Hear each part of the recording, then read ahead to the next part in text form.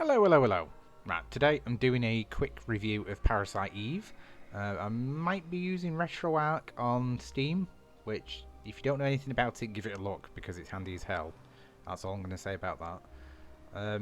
Now, Parasite Eve. It was released back in 1998, but only for the Japanese and USA markets. It never came to the EU. It's a PlayStation 1 game.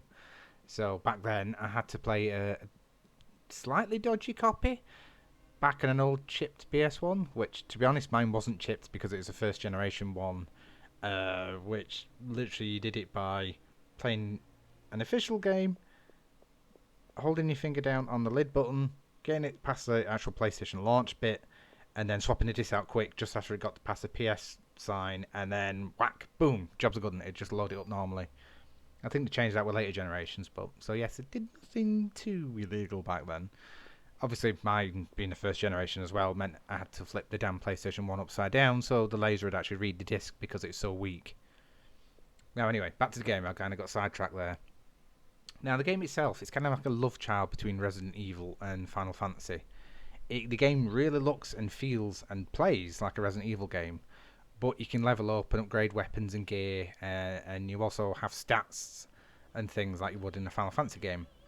And being a Final Fantasy game, it means the plot is also completely crazy. Now, the plot in this one centres around a woman called Aya Bria, I think I pronounced that right, who is an officer with the NYPD. It starts at the opera with a date where people start spontaneously combusting, as they do. The game then goes on to full-on horror mode with animals start transforming into all sorts of weird mutated things and attacking you. The plot does go a bit crazy towards the end, kind of as a giant blob tearing down the Statue of Liberty. And as you're fighting the last boss a good 20 odd times, it feels like, before the damn thing actually dies. Honestly, I'm not even kidding, it changes forms that many times, just make sure you've got a geared up weapon. Now, the game itself is actually pretty short. My save file was around 7-ish hours by the time I finished it. Obviously, that didn't count for any deaths and stuff when I was playing through it, so the actual play length's probably more 10 to 12 because I did die a fair bit, to be honest. And honestly, I was kind of happy with that length. Maybe not obviously if I paid 40 quid for it like you would a game these days, but it was fun, it did what it needed to do, the plot was good and engaging, and it kept me hooked until I finished it, and I was quite happy doing the playing around, leveling up weapons and trying different specs. It's also quite linear really, so there's only probably about maybe 9 or 10 locations throughout the entire game. But you can revisit areas, level up, unlock different doors that you couldn't earlier on. And that part of it is kind of fun. To be honest, I ended up backtracking just to level up a little bit and get some weapon parts so you can actually upgrade your weapon. There is a new game plus option where at the very end of the game, just before the final battle, you can name a weapon and name a piece of armour. And those two do carry over along with stats and everything into the next game. But to be honest, I'd kind of done. I didn't try it I didn't try it at all really, because I thought, right, I'm done, I can move on now. But it's good fun. The combat I found fun. It's kind of like turn-based, sort of active turn-based, probably is closer to it. But then you kind of select your abilities and then watching them play out and messing around with good setups. I did enjoy like different gun setups, and you can kind of. It's kind of hard to explain really without showing it bit by bit. But you kind of find different weapons with different abilities on, like one would have fire damage and this, that and the other. But the way you upgrade your weapons is you get your weapon, then you kind of use this thing to upgrade from the other weapon, so it'll pull apart. It'll drag over the stats or the ability from the other weapon, but it destroys it in the process. So it's kind of a process if you go through having a massive gun in the game that just ends up cannibalising every other weapon in the game. Just be careful if you do that, because I did that with a grenade launcher and ended up screwing it up. Because I thought, okay, cool, I can fire 4 shots in a row, and then ended up getting up to 7 shots in a row in one turn, so that'd be amazing.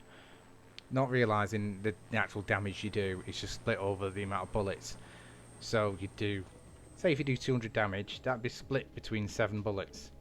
Where if you fired 1 bullet, it'd just do the 200 damage in one go. So it's actually a lot more efficient just to do like, I had a 2-shot gun and ended up finishing the game just with that.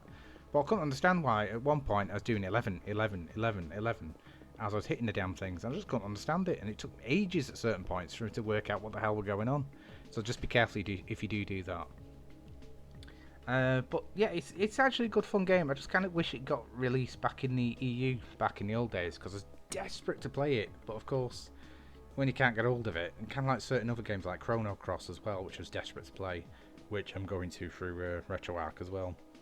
But honestly, if you've played any old RPG games or like Resident Evil games, definitely give this a go.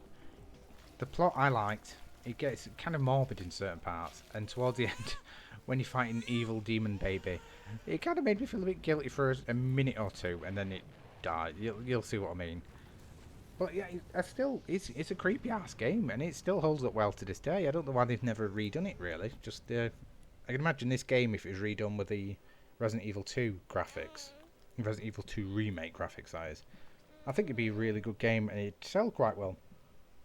I just kind of wish to do more stuff like this. Because back in the PlayStation, I'm waffling on, but I don't care.